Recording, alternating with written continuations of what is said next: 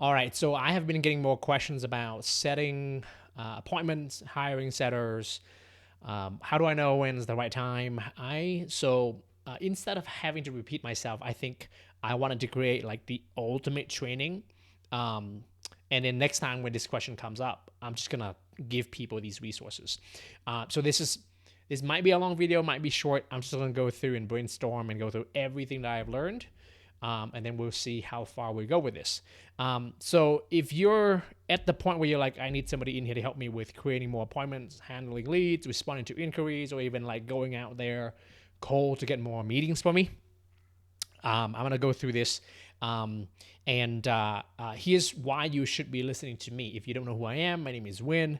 I am basically a sales development manager for the last 7 years. I started my very first job online was an appointment setter at a marketing agency. Was very quickly promoted to the main setter there, then a manager, then a sales a closer or an account executive. Have gone on to build multiple appointment setting teams. My claim to fame was one of my previous companies. We did $800,000 a month in revenue with a team of 5 setters and 3 or 4 5 sales reps, and I was the head of sales there. And since then, I have been actually turning this into a service. I don't really do that as much anymore as my main business, where I help agencies, coaches, consultants to hire and like onboard their first setters or two. But really, the system works really well on scale, at scale. But a lot of the people I talk to have either just hire or wanted to hire the first setter, or they want to like hire their first setter but better, meaning they've tried before and it didn't work. And I kind of want to break down the myths and mistakes that most people make when they first start out. Once you hire like 3, 4, 5 setters, you kind of know the game and you understand it. But even then, I can give you some tips on making it even better. So let me jump right in to setting. Okay, so there's only 4 type of appointment setters, and if you don't know what an appointment setter is, go watch other videos on my channel. I have a few there. But if you kind of know what it is, I'm going to explain to you there's only 4 type of setters and why and how you can attract each of them. Okay, or how to repel them. So the very first here, is what I call a unicorn. Okay, and a unicorn is somebody who you can think of them as like future sales leaders. They are hungry, they are coachable, they're smart, they just get it, they have it. These are usually college athletes who are like driven in sales. These are kind of like really hard to get and to even recruit for. The only two things I think you can get here, if you want to attract and get the unicorn setters, number one is you're lucky. Like you just know somebody who's like, you either like they're your neighbor's kid and he's really smart. You can tell the kid is bright. Or if you're Hormozi, where you have a large network and a huge platform, he tends to attract unicorns, like young people who are hungry, driven, and smart. And whatever you throw at them, they get it on day one. That's what I mean by a unicorn.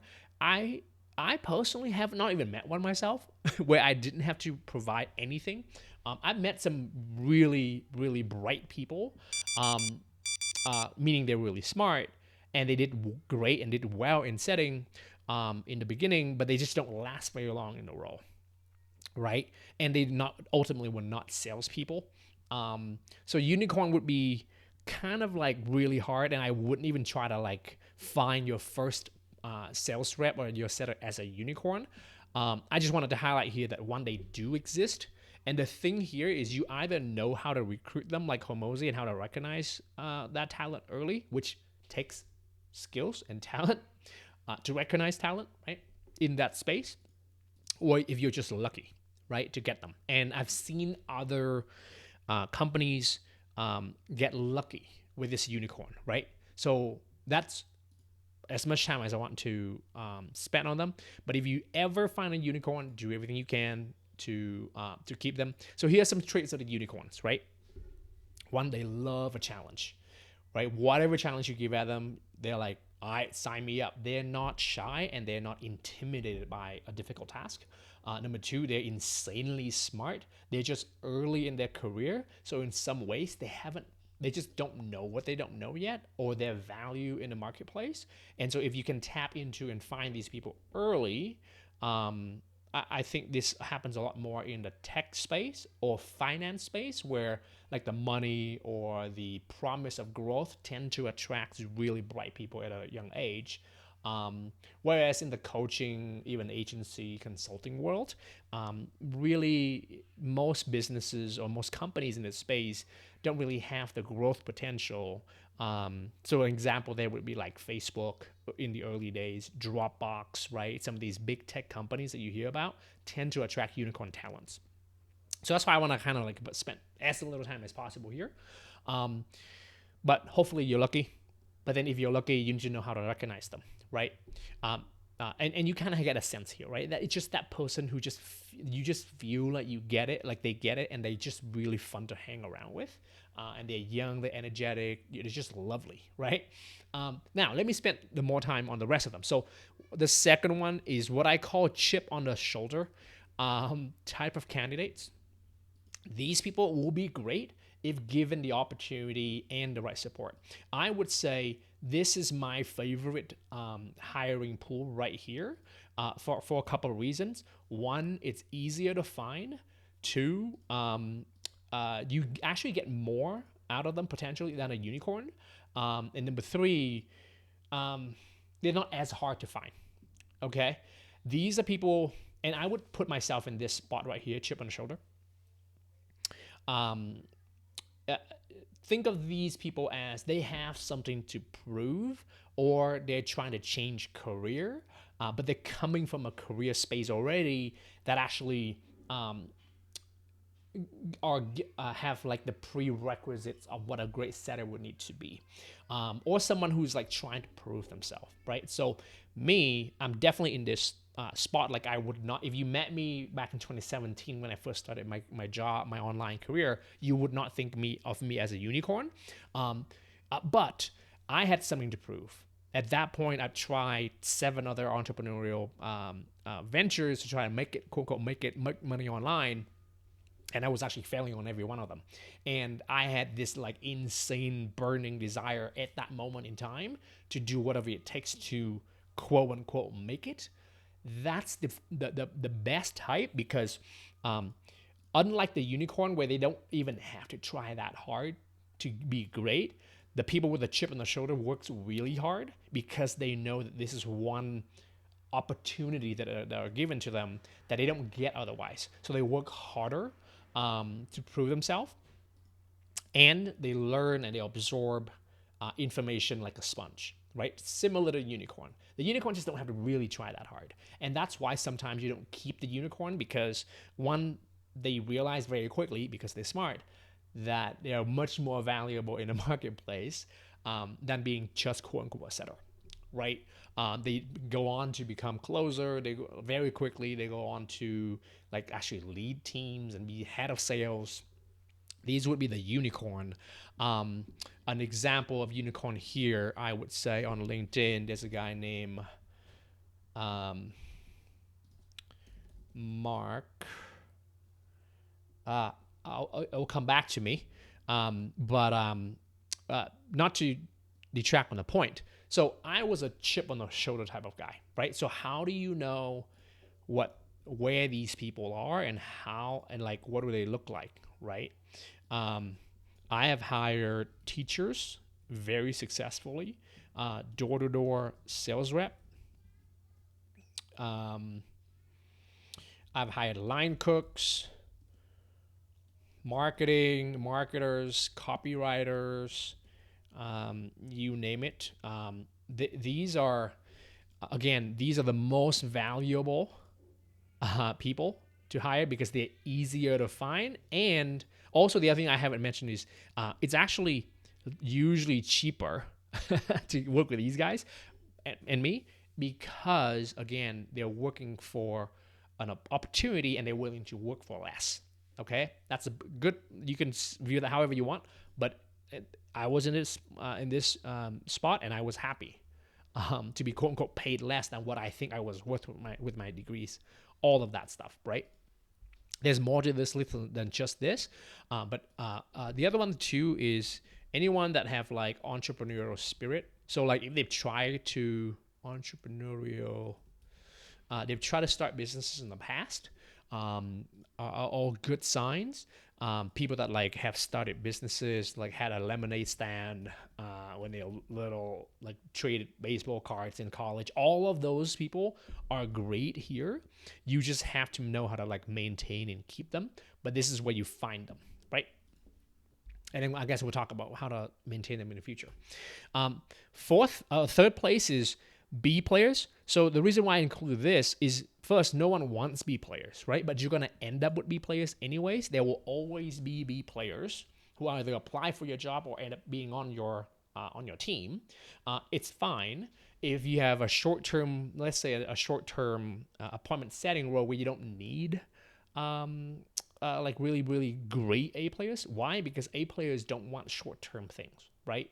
Great people, if I don't have the skill set yet and I'm more of like a unicorn, I want I want an opportunity to grow, right? So you're not going to attract them with a short-term offer, or if you have simple tasks, like I use in my first job, one of my coworkers who were also a setter, like that person has been in that role for 3 years when I got there, and they were perfectly happy with just kind of doing the minimum.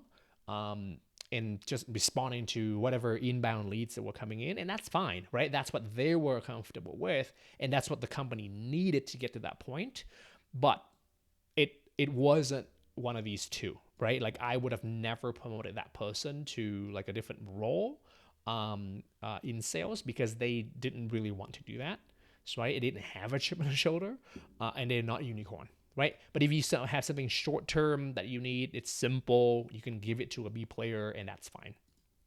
The last one is to be avoided at all cost unless you like throwing money into a fire pit. And what I mean by money into a fire pit here is it takes a lot of time and effort and resources, both in terms of money and time on you or your team to hire, onboard, train, ongoing manage somebody who's not great. That's the biggest cost of hiring the wrong person. So what does that even look like, right? It's kind of like in a B player, but they're worse. So like these are the type of candidates who talk a great game on interviews. Like they present themselves very well. They can tell you, hey, I've taken sales courses from this and that, and I've like been in the role in the industry for the past 5 years. So they interview very well. They sound great, but as soon as you start them on the job, they kind of like take a long time to do anything, or they like completely like fail out of the gate, right? And I'll go over what that means in a bit. But typically, okay, these are the red flags that I look for, and this is not meant to be a definitive list, and or if someone has this on their resume or in the interview process, it does not mean that it's who they are. This is what I've seen. Okay, so here's what I've seen: short-term thinker. So, and I guess I realize and I recognize I have to be a lot more specific than this, but again, I'm trying to give as much value as possible off the cuff without planning, so you're getting the raw uncut version here, right? Lots of degrees, titles, do not have 3 of the traits for rockstar setter. Okay, and I'll go into each one of them down below. But one other thing that I want to highlight here is actually long career in sales.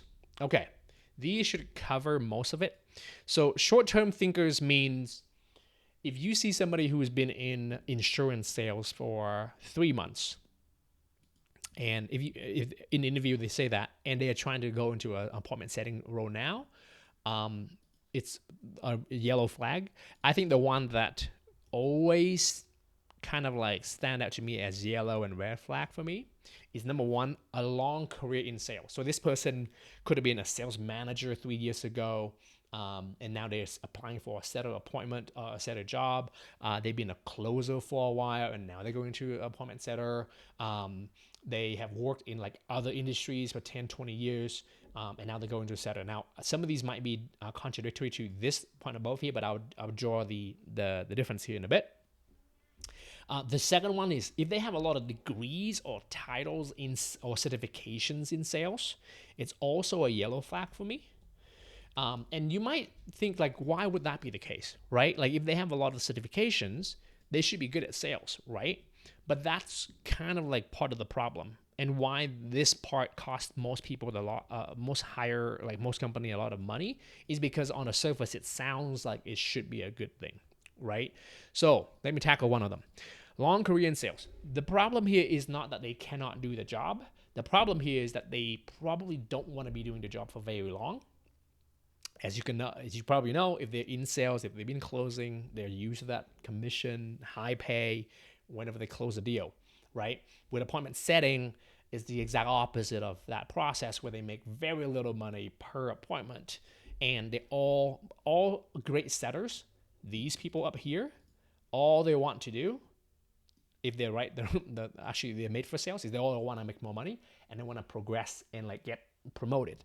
So people that have a long career in sales, if they're applying for an appointment setting job, usually it's because either they're not very good, and that's why they're like losing their role somewhere else, or they're trying to get back on their feet, and you probably don't end up having them for very long, and they're either going to jump ship, or they don't actually work out. The other reason why this does not work very well is typically when somebody's been in sales for so long, they pick up bad habits, right? They become kind of more jaded with the industry. It's just a little bit slower and harder to change, and they're less coachable because they've seen it, right? At least in their experience, they've been through it. They think they know better. So it's a yellow flag, not so much that I would avoid at all costs, but usually I would want to dig deeper in the process to understand why they're getting back on like an appointment setting role, right? Because if you're a closer, even if you're a good closer somewhere else, like a car dealership, you should be able to get into a closing role fairly quickly, even at an entry level, right? So I would want to get into why they want to get into setting. The second place here is if they have a lot of degrees or specifically sales or prospecting certifications, it's more of a yellow flag. It's almost like a red flag for me because one, like sales is something that you probably learn fairly quickly on the job. And after taking the first certification, it's not like taking 2, 3, 4 more certifications is going to make you any better. Like at the fundamental level, appointment setting and sales are very similar across the board.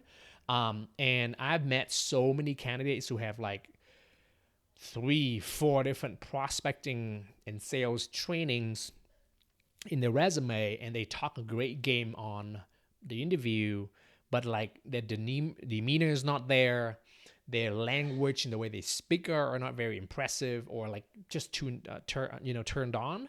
And whenever I give them like an exercise or like a mock interview or a pitch practice, they usually like falter pretty quickly. So it's been a consistent trend for me that I've seen. Again, I wouldn't just write this off, but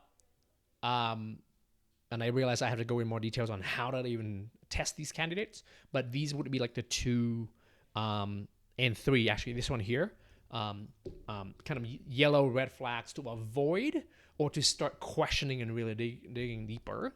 So for the long career in salespeople, I would say dig deeper into the reason why, and they have to have a really good reason why.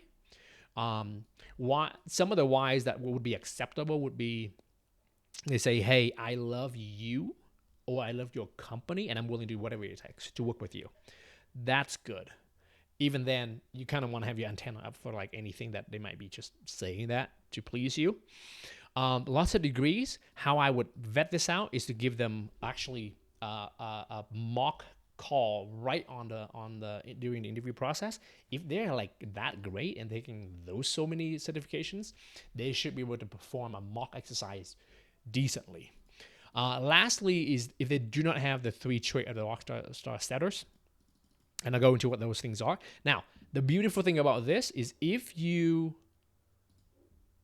apply and you know how to find and what the traits are for the 3 trait for the rockstar setters, typically you end up getting these people, and maybe sometimes unicorn too. But usually you actually, if you know what those 3 traits are, you find the people with a chip on the shoulder, and that's ideal, right? So now let's dive into. Actually, let me go to what are the 3 traits to look for, right? As you can see, I'm just literally building this out as we speak because these questions are getting thrown my way. So what are the 3 traits? The first is coachability. Second is grit, and I'll tell you how to look for them. And third is intelligence, but not what you think it is. Intelligence. Okay. All right, so why are these 3 things? So if you find somebody who are brand new into the world of sales or online sales, even if it's their first job, but if they have these 3 things, I would still hire them almost on the spot, okay? So coachability means that they're able to take advice, grit, and implement them. Grit means that they are not afraid to do a lot of volume and fail forward, right? Third is intelligence, and this is more of like a street smart thing, more than, hey, they have a very high SAT score or even IQ. IQ is probably you have to have pretty good high IQ to be smart, street smart anyways. But that's what I mean by intelligence, not by book smart. So why are these 3 things important, right? First of all, grit is the most important thing first, because without a lot of reps, like repetitions in the beginning, they cannot be great as an appointment setter. So they have to not be afraid of picking up the phone or sending a lot of messages and failing forward. Then, if they are coachable, right, we can fine tune and make them get better and help them get better, but they need to have a lot of action first, and then we can coach them and improve them as they move along, right? And lastly, why is intelligence important? The reason why this is important is because if someone is just gritty and they're coachable, but they can't think on their own feet, that's how I would describe intelligence, by the way, thinking on their own feet, right? If thinking on their feet. Why this is important is if they just do a lot of things and they're coachable, but they cannot think on their feet, what that means is you constantly have to monitor and provide them with tips and like improvement, even on the littlest things, right? And you want somebody to be like pretty self-sufficient after taking a lot of action. You give them advice or tips to improve, and then they just go out on their own. And then they because they're smart and they can think on their feet, they can improvise and improve on the process themselves. Okay, these are the 3 traits to look for. If you find them and they have these 3 traits, usually they either fall under the unicorn bucket, or they fall on the, hey, I'm all of those things, but I've tried businesses on my own and I've failed. So that's chip on the shoulder, right? Or I'm brand new to the world. This is my first job, and I'm looking to learn as much as possible. So that's quote unquote chip on the shoulder, right? They're trying to gain experience. Okay. This one would be like, I'm all this and I'm looking to create the next $1 billion company, right?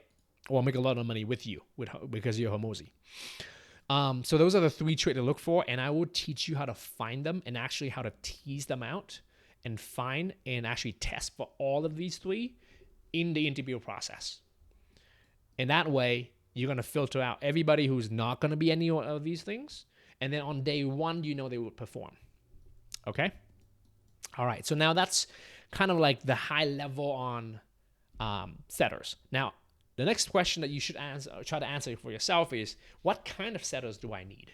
Right? Sometimes you don't need like a unicorn closer or unicorn setters because you're looking for something very simple. So the 2 questions you want to ask is, number 1, is it inbound or outbound? right? And I have an outbound one here. Is it DM only, where they're only sending messages in your inbox, or are there phone calls required?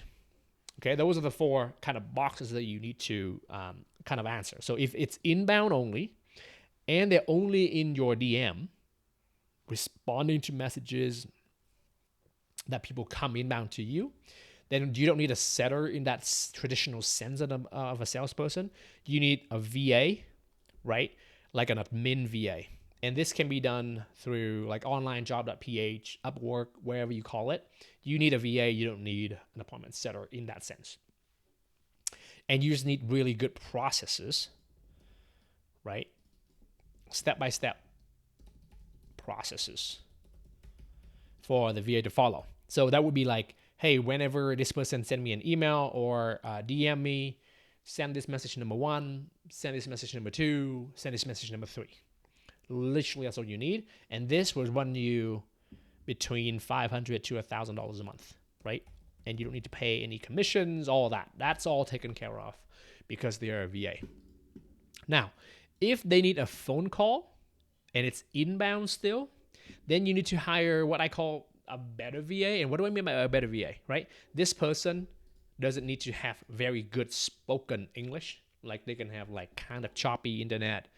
They can have a pretty like harsh accent, but if they can follow processes and they can still think critically, right? This person does not need to have don't need grit, right? As long as they have coachable, right, and intelligence, right? Why coachable? Because they need to be taking feedback, obviously, but they can be intelligent to follow process and maybe like think about the response that they're getting in the DM and then customize a little bit of the messaging. But they don't need to show their face. They don't need to speak, right? They just need to type on a keyboard. That's easy, right? Now, why this needs a better VA is because they have to get on the phone, right? But because it's inbound only, these are already kind of like pre-qualified warm leads. They need step-by-step, right, processes still. And they just need to have like good phone script, right? And they have to like sound, like speak like good English. I would say you don't want to have somebody with a heavy accent here. I'm sorry for everyone who have an accent. So do I, by the way. I work really hard to get rid of my accent. But if you had to get on the phone and you're speaking with business owners, especially, or if you work in sensitive field where it's like financial education, even coaches, leadership executives, you can't have somebody who pick up the phone and it sounds like they're not from the country that you're in, right? So if you're in the UK, your setter has to have a UK accent and you work with UK clients, right? So that's why it's a better VA. This one, you could actually still hire quite a few on onlinejob.ph or even Upwork, or use like third-party company that place setters. Actually, we for one of my for my agency, we actually work with a company that source VAs from the Philippines who worked at call centers before for American companies, and they have great English. Like you could barely hear the accents at all. In some cases, they speak better English than me on the phone, right? And this one will run you, again, if you want really good ones, you can. Like, I've spoken with people like that have like $500 a month. It's just I don't find it. You can't really get them to stay for that long, right? So this one is like $1,000, $1,500, maybe $2,000 a month would be like really good. Okay, and they should still have those 3 criterias. They just don't have to be as gritty and as intelligent, if you will, quote unquote intelligent, as the outbound setters here. So I'll go into that next. So this would be your inbound setters, right? Outbound. I would say there's 2 levels of outbound. If it's DM only, there's setter number 1 or level 1. Outbound and DM and phone calls required, set a level 2, and I'll explain what they are. So level 1 for setting here would be this. So this person doesn't have to live in US, Canada, UK, Australia, like the main English speaking countries, right? As long as they have a good grasp of the English language, and because it's DM only, right? They don't have to get on the phone. They can be in any kind of time zone, as long as like they are actually like either from these countries or speak like very good English in these countries. The reason why this is important is in this process, because it's inbound, right? Your VA would ask a series of questions with typical standard answers that you can just give to them. Like if they say this, answer with this script. Over here, because it's outbound, these people aren't asking for a meeting. This person would have to like research and look at the profile, like maybe trying to find like where this person's lived, what sports they play, maybe some of the interesting things they've been into. So there's a level of like further intelligence, if you will. Again, I'm saying that in a very, very specific way. That simply, if you're from the Philippines or like anywhere else in like Vietnam, where I'm from, like you just don't have the context to think like that. And it's nothing against those reps, right? It's just hard to train on the cultural things. So for example, if someone, let's say you sell a coaching program, right? Or an agency service, and the prospect is really into sports. And last weekend, it was their favorite team's, play. Like, I don't watch sports, right? But like one of the ways for me to break in and maybe start a conversation would be mentioning that. And I just don't expect anyone from overseas to think that way. It wouldn't be fair to them, right? So level 1 would be like, doesn't have to live there, but have a great grasp of the English language, right? Like they understand and they can research the prospects and think and like come up with like responses. Outbound, if phone call requires level 2, it would be set at level 1, but this person typically should live in the country that they're calling for, because, right, if you're going to call people, you have to call them when they're available. So if you live overseas and you work at 3 a.m. overseas, it's just really hard, right, on the body. Now, this is okay over here if it's inbound, because it's easy, right? I don't expect a lot of training, a lot of back and forth, hands-on. With outbound, it's the most time incentive, the most energy taking activity. This person should fit all of those 3 criteria, speak perfect English, and like the most grit, right? What does that mean? The most grit would be like people who have done door-to-door sales before, right? Those get a lot of rejection. Telemarketing, cold calling, door knocking, financial services, car dealership or car salesman, where they have to source their own lead. Car sales, a lot more. Okay. So those would be the way that I would think about it. Now, probably what you want to get help with in terms of hiring and finding this person is if they're outbound in this way. And maybe a little bit with inbound where phone call is required, right? Because you need some scripting and some processes and some follow-ups. If it's this, you can for sure do it on your own. Down here, you can probably do it on your own as well, with maybe a bit of coaching and support. Over here, I would probably get help hiring and finding this person, because it's so important to go back to testing these 3. Okay, so that's the first part of this training on how do you know what type of setter you need, And then next video, I'm going to go over the how and how to interview and the best way to hire them.